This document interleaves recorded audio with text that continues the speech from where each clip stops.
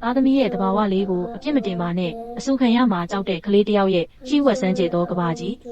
သားကဘာလို့အမြဲတမ်းဒါမျိုးတွေလုပ်ရတာလဲဘာလို့ဒါမှမဟုတ်ဒါတွေမလုပ်ရဲတာလဲလို့မေးခွန်းထုတ်နေတဲ့မိခင်တွေဒီဆောင်ပါလေးကတင့်အတွက်ရည်ညွှန်းပါတယ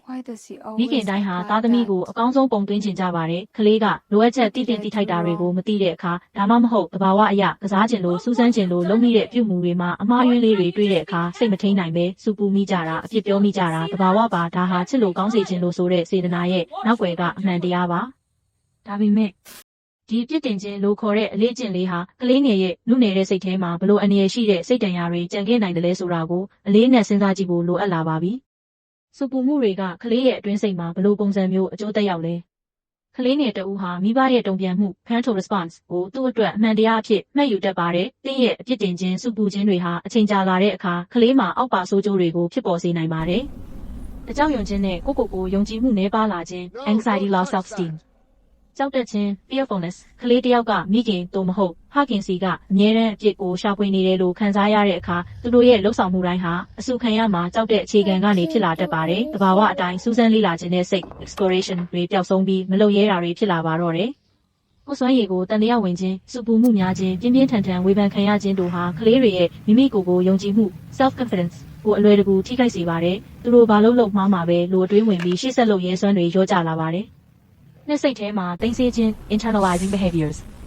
ကလေးတဦးမှာစိတ်ဖိစီးမှုကြောက်ရွံ့မှုတွေရှိလာတဲ့အခါသူတို့ဟာအပြင်ထုတ်ပြပဲအတွင်းထဲမှာပဲဖိသိပ်ထားတတ်ပါတယ်။တိတ်တဆိတ်နေခြင်းစူပူမှုနဲ့အပြစ်တင်မှုများတဲ့ပတ်ဝန်းကျင်မှာကြီးပြင်းလာတဲ့ကလေးတွေဟာသူတို့ရဲ့ခံစားချက်တွေကိုပေါ်ပြဖို့ကြောက်ရွံ့လာပြီးတိတ်တဆိတ်နေတက်လာပါတယ်။ဝမ်းနည်းခြင်းနဲ့စိတ်တက်ကြခြင်းမိဘရဲ့အမြဲတမ်းအပြစ်တင်တာအားပေးမှုမရှိတာမျိုးဟာဝမ်းနည်းမှု sadness တယောက်တည်းဖြစ်နေတယ်လို့ခံစားရမှု lonelinessတွေဖြစ်ပေါ်စေပြီးစိတ်ကြယောဂလက္ခဏာတွေအထိဖြစ်စေနိုင်တယ်လို့လေ့လာမှုတွေကညွှန်ပြပါတယ်။သုံးဆက်ဆံရေးပြဿနာများနဲ့ဆိုးရွားသောအပြုအမူများ externalizing behaviors relationship issues စူပူမှုကိုဖိသိပ်ရင်းကနေအချိန်တန်ရင်တခြားနည်းလမ်းနဲ့ပေါက်ထွက်တတ်ပါတယ်။ဆန့်ကျင်ဘက်လှုပ်ဆောင်ခြင်းအချို့ကလေးတွေမှာဖိစီးမှုလွန်ကဲတဲ့အခါဆန့်ကျင်ဘက် oppositional အပြုအမူတွေဒေါသထွက်လွယ်တာစိတ်မရှိတာတွေပုံမှုဖြစ်လာနိုင်ပါတယ်။ဆက်ဆံရေးခက်ခဲခြင်းအိမ်မှာမိဘနဲ့ဆက်ဆံရေးမကောင်းတဲ့အခါအမြဲပြစ်တင်ခံရတဲ့ကလေးဟာလူမှုပတ်ဝန်းကျင်မှာတငယ်ချင်းတွေနဲ့ပေါင်းသင်းဆက်ဆံရေးယုံကြည်မှုတည်ဆောက်ရမှာအခက်အခဲတွေရှိလာနိုင်ပါတယ်။မှတ်သားစရာကလေးတယောက်ရဲ့စိတ်ပိုင်းဆိုင်ရာ foundation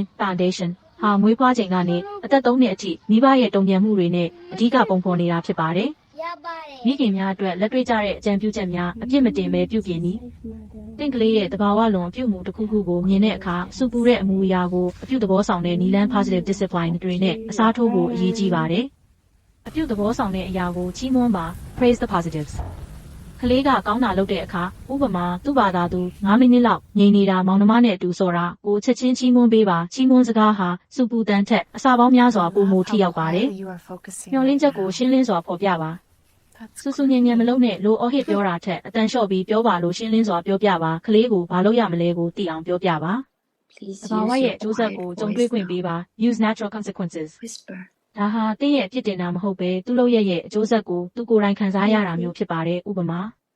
အဝိမဝတ်ပဲထွက်ရင်ချမ်းသာကိုသူသိပါလိမ့်မယ်ရုပ်တွေကိုစနစ်တကျမသိရင်နင်းမိရင်ရုပ်တွေပျက်စီးသွားတာကိုသူတွေ့ပါလိမ့်မယ်ဒါပေမဲ့အနေရရှိတဲ့အပြုအမူဥပမာမီးနဲ့စော်တာမျိုးကိုတော့လုံးဝခွင့်မပြုဘဲဆက်ဆက်မှုရှိတဲ့အကျိုးဆက် logical consequence ကိုသာပေးရပါမယ်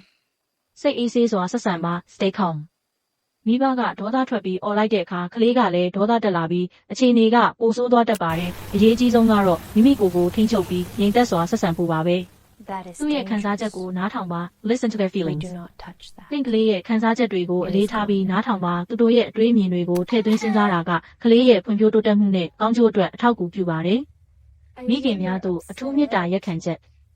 မိခင်တို့ရေတင့်ကလေးဟာအပြစ်ကျူးလွန်ခြင်းလို့မဟုတ်ပါဘူးသူတို့ဟာကဘာကြီးကိုလေ့လာနေတဲ့လိုအပ်ချက်တွေဖော်ပြနေတဲ့တက်ရှိတတဝါလေးတွေပါတင့်ရဲ့စူပူမှုကတော့သူတို့အတွက်စိတ်တန်ရာဖြစ်နိုင်ပါတယ်အပြစ်ကိုရှာဖွေဝေဖန်တာထက်သူတို့ရဲ့စူးစမ်းအားထုတ်မှုနဲ့ကောင်းမွန်တဲ့လက္ခဏာတွေကိုမြင်အောင်ကြည့်လိုက်ပါဒီလိုစဉ်းစားတွေးခေါ်ပြီးနားလည်ပေးတဲ့မိခင်ပုံစံ authoritative parenting ဟာကလေးကိုယုံကြည်မှုရှိတဲ့ပျော်ရွှင်တဲ့လူကြီးတစ်ယောက်ဖြစ်လာဖို့အကောင်းဆုံးအုံမြင့်ချပေးနိုင်မှာဖြစ်ပါတယ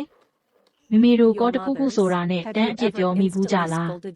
ပြောမိရင်ဘလို့ကိစ္စလေးကိုပြောမိလဲမျှဝေပေးပါမပြောမိဘူးဆိုရင်ဘလို့မပြောမိအောင်ထိန်းချုပ်ထားလဲ comment မှာမျှဝေပေးပါနော် like follow share and subscribe လုပ်ပေးပါအောင်နော်